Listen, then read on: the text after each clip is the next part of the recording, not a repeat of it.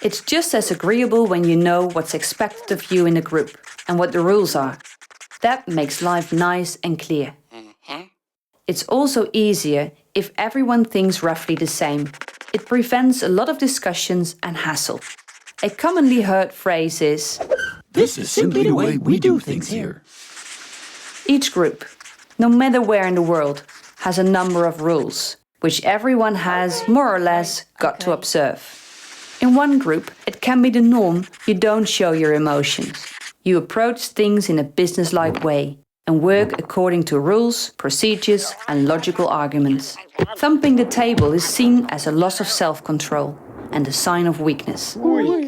However, there are also groups where you can assert your position by showing your emotions. Your ideas are much better listened to. But no matter how different groups can be, one danger is always lurking. Namely, that group members are expected to conform to what the group as a whole thinks about something. You probably recognize this phenomenon. It's uncomfortable in a group to be the only one raising your hand and saying you see things differently. But if everyone in a group is required to agree with each other, then it can have some unpleasant consequences. It may be that such a group will refuse to see other points of view, and as it were become entrenched in its own correctness. We call that phenomenon groupthink. It's then more important for you to adapt to the norm than voice your opinion. And in fact, in that way the whole purpose of the group is undermined. After all, an important argument for cooperation is that an issue can be viewed from different angles. But it's exactly that principle which is undermined by groupthink.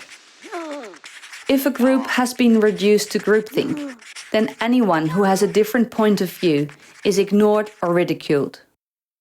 Independent thinking then stops, and the status quo is restored again. Groupthink has already led to many disasters. Just think about all the wrong decisions, large and small, about which was said afterwards. Did no one really see this coming? Why did no one point out the risks? Why didn't anyone intervene? People stood passively by, watched what was happening, and did nothing or exactly the wrong thing. That is groupthink. Groupthink is very difficult to break down. You think the group is on the right track because you are in complete agreement. Therefore, your conclusions must be correct.